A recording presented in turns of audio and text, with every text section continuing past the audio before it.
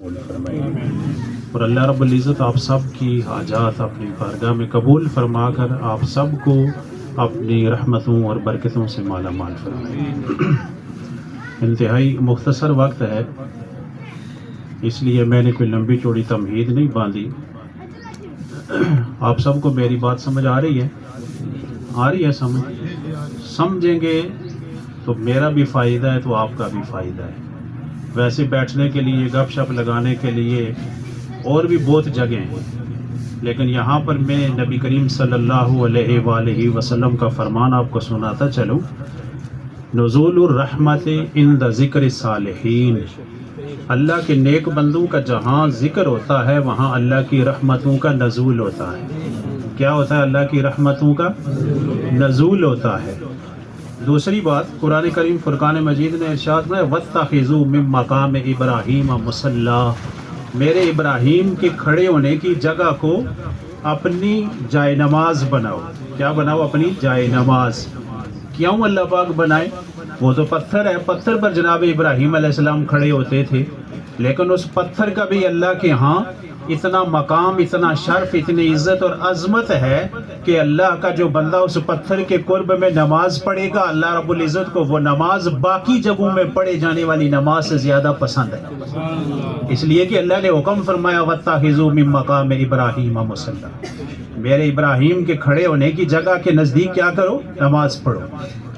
اب دیکھیں ہم کہاں پر کھڑے ہیں، بیٹھے ہیں؟ اللہ کے نیک بندوں کے قرب میں۔ کہاں بیٹھے ہوئے؟ اللہ کے نیک بندوں کے قرب میں بیٹھے ہوئے ہیں۔ کیا اللہ کے نیک بندوں کے قرب میں بیٹھنا، اللہ کے نیک بندوں کے پاس آنا، اس میں کوئی فائدہ ہے؟ سارے کیوں آئے؟ بولے نا کیوں آئے؟ کیوں آئے جی؟ فائدے کے لیے آئے یا نقصان کے لیے؟ فائدے کے لیے آئے۔ اللہ کے بندوں کے پاس بیٹھنا، اللہ کے بندوں کا ذکر کرنا، اللہ کے بندوں کا تذکرہ خیر کرنا، یہ ساری باتیں اللہ کی رحمت کے حصول کا ذریعہ ہیں۔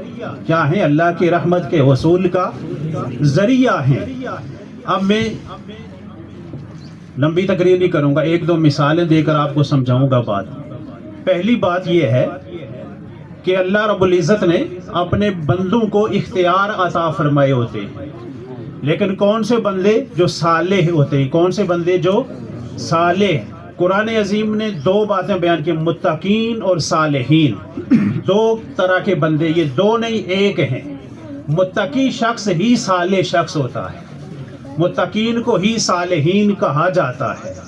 اب جو لوگ صالحین ہیں، متقین ہیں، وہ اس مقام پر پہنچتے کس طرح ہیں؟ مجھ سے پہلے آپ سن چکے ہیں کہ اللہ اور اللہ کے رسول کی اطاعت و فرما برداری اور اللہ اور اللہ کے رسول کی نافرمانی سے بچتے ہوئے وہ اس مقام پر پہنچتے ہیں کہ وہ صالحین میں شامل ہو جاتے ہیں۔ ایک شخص کا میں آپ کے سامنے تذکرہ کروں، یہ فیصل آباد روڈ پر شاہ کوٹ کے قریب ایک جگہ، ایک دربار ہے جس کا نام ہے 9 لکھ ہزاری۔ کیا نام ہے؟ 9 لکھ ہزاری دربار کا نام ہے۔ وہاں پر ایک بزرگ مدفون ہے، وہ بزرگ سید ذات ہیں اور سید ذات نوجوان ہیں۔ وہ نوجوانی کے عالم میں انہیں اللہ کا قرآن اور رسول اللہ کی حدیث پڑھنے کا شوق ہوا۔ اس شوق میں وہ پہلے یہاں پر مقامی علماء سے پڑھتے رہے، پڑھنے کے بعد پھر وہ یمن چلے گئے۔ یمن پہنچ کر انہوں نے بڑے بڑے مشہور محدثین سے علم حاصل کیا۔ علم حاصل کرنے پر انہیں یہ پتہ چلا کہ علم کا حاصل کرنا اللہ کے قرب کا ایک ذریعہ ہے، علم پر عمل کرنا اللہ کے قرب کا ایک ذریعہ ہے، اور اس پر قائم رہنا اور اللہ رب العزت کو راضی کر لینا، اللہ کے قرب کو تلاش کرنا، یہ نفل عبادت کے ذریعے سے بندے کے لیے ضروری ہے۔ وہ اس شوق میں آئے، اسی شوق میں اللہ کے ایک نیک بندے کے پاس چلے گئے، جا کر عرض کی حضور تمہارے پاس اس لیے آیا ہوں کہ میں اللہ کا قرب چاہتا ہوں۔ اللہ کے نیک بندے نے فرمایا اللہ کا قرب چاہتے ہو تو اس کے لیے تمہیں قرآن کی طرف جانا پڑے گا۔ عرض کی حضور قرآن کی طرف کیسے جاؤں گا؟ ہم نہیں نا قرآن پڑھتے، نہیں پڑھتے۔ کیا خیال ہے آپ کا؟ پڑھتے ہیں؟ ہر روز صبح نہیں پڑھتے، کوئی پڑھتا بھی کبھی کبھار، لیکن ہر روز صبح نماز کے بعد قرآن پڑھنے کو اپنے لیے لازم کرو، فرض کرو۔ کہ قرآن پڑھیں گے نماز کے بعد پھر دوسرا کام کریں گے۔ بزرگ نے فرمایا جاؤ قرآن کریم فرقان مجید کی فلاں آیت پانی میں کھڑے ہو کر 9,01,000 مرتبہ پڑھو، پھر میرے پاس آ جاؤ۔ کتنی مرتبہ پڑھو؟ 9,01,000 مرتبہ۔ بندے کو اللہ سے محبت ہے، اللہ کا قرب چاہتا ہے۔ بندہ چلا گیا، نہر میں جگہ تلاش کی، کہاں پر کھڑے ہو کر میں نے یہ پڑھنا ہے۔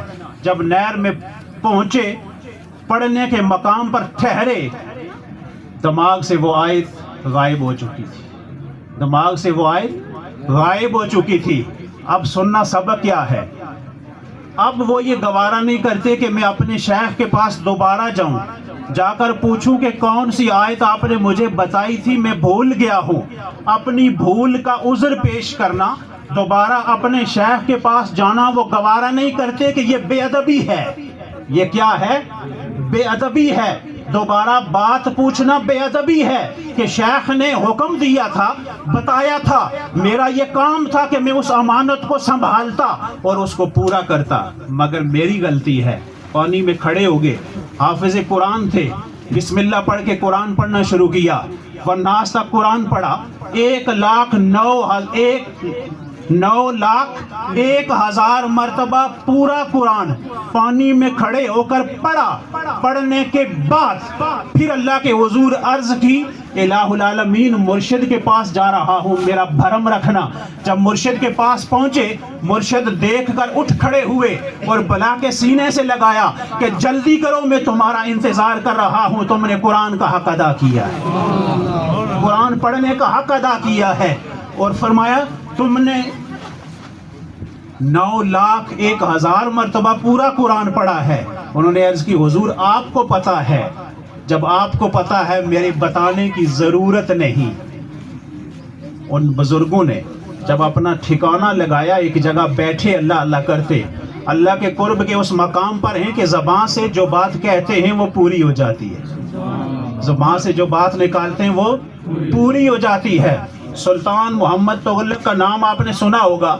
سلطان آیا اور آ کے گھٹنوں کو چوم کر عرض کی حضور ہندوستان کی بادشاہی چاہیے۔ آپ نے فرمایا ہندوستان کی بادشاہی ایک تجھے نہیں، جا اللہ کے فضل سے تیری نسلوں کو بھی بخشی ہے۔ پھر وہ نہیں، اس کی نسلیں بھی بر صغیر پاک و ہند پر حکمرانی کرتی رہی۔ ایک اور شخص، یہ بات بڑی مزے کی ہے اگر آپ سمجھیں، کالو کھتری، بولیں کیا؟ کالو کھتری۔ کھتری کون ہوتا ہے؟ ہندو۔ کھتری کون ہوتا ہے؟ بڑا ہندو۔ اس کے گھر میں اولاد نہیں، اسے کسی نے بتایا کہ فلاں جگہ پر فلاں شخص بیٹھا ہے، وہ اپنی زبان سے اگر کہہ دے تو تجھے اللہ اولاد دے دے گا۔ وہ کہنے لگا میں تو کھتری ہوں، وہ مسلمان ہے، بس اپنے دل کو سہارا دیا اور چل پڑا۔ کالو کھتری جب ان کے پاس پہنچا، جا کر عرض کی میں کالو کھتری ہوں، شیخو پورا کے فلاں دیہات سے آیا ہوں، مگر اس لیے آیا ہوں کہ اللہ نے مجھے اولاد نہیں دی۔ آیا اس لیے ہوں کہ اللہ نے مجھے اولاد نہیں دی، مجھے بیٹا چاہیے، مجھے بیٹا چاہیے۔ آپ نے ہاتھ نہیں اٹھائے، دعا نہیں فرمائی، اتنا فرمایا زبان سے، کالو کھتری چلے جاؤ، اللہ تمہیں بیٹا دے گا، اور ایسا بیٹا دے گا جو پوری دنیا میں نامور بیٹا ہوگا۔ وہ بیٹا کون سا ہے؟ گرو نانک۔ وہ بیٹا کون سا ہے؟ گرو نانک۔ اللہ کے ایک فقیر کی دعا سے جو بیٹا پیدا ہوا، وہ پورے ایک اپنے سلسلے کا بانی، سکھ مذہب کا بانی گرو نانک، پوری دنیا میں مشہور و معروف۔ اللہ کے نیک بندے کی زبان سے ایک بات نہیں، مگر اللہ کے بندوں کو اللہ سے محبت کتنی ہوتی ہے۔ ہم کیا کرتے ہیں؟ سارا کچھ اپنے لیے۔ امام شافعی رحمۃ اللہ تعالی علیہ، آپ کے بارے میں آتا ہے کہ آپ ایک مقام پر پہنچے، وہاں پہنچ کر آپ ایک رات کے لیے ٹھہرے، لوگ آئے، علماء کی قدر کرنے والے تھے، لوگوں نے آپ کی قدر کی۔ اس وقت، اس زمانے میں، آج سے 1000 سال پہلے، امام شافعی رحمۃ اللہ علیہ کے آپ پر لوگوں نے جو پیسے نچھاور کیے وہ 10,000 اشرفیوں سے زائد رقم تھی۔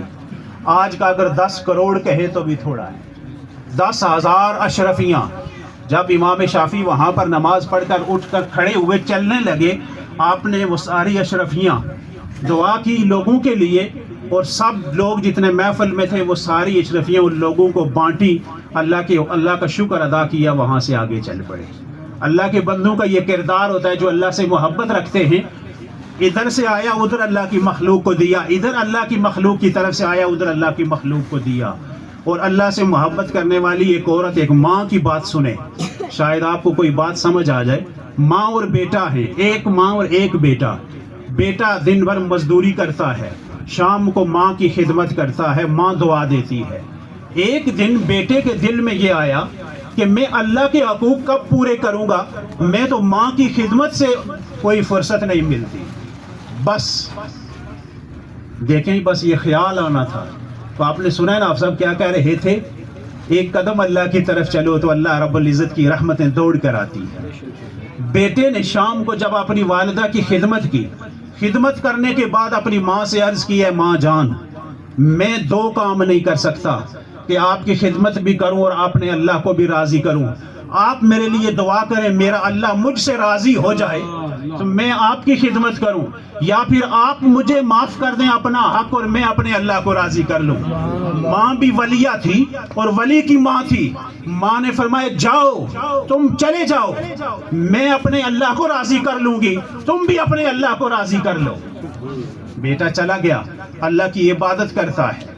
اللہ کی عبادت کرتے کرتے بیٹا اللہ کا ولی بن گیا، واپس ماں کی خدمت میں آنا چاہتا ہے۔ جب ماں کے دروازے پر سحری کے وقت آیا، ماں نے دروازے پر دستک دی بیٹے نے کہ ماں دروازہ کھولے گی۔ ماں نے پوچھا کون؟ جواب آیا آپ کا فلاں بیٹا۔ ماں نے فرمایا میرا کوئی بیٹا نہیں، میں اپنا بیٹا اپنے رب کو دے چکی اور اپنے رب سے راضی ہو چکی، میں اپنے رب سے راضی ہو چکی، تم جاؤ اپنے رب کو راضی کرو۔ اللہ رب العزت ہمیں اپنے والدین کے حقوق پورے کرنے کی توفیق عطا فرمائے۔ نعرہ تکبیر، نعرہ رسالت، نعرہ حیدری، اولیاء کاملین صالحین زندہ باد۔ جناب قاضی محمد رفیق صاحب زندہ باد۔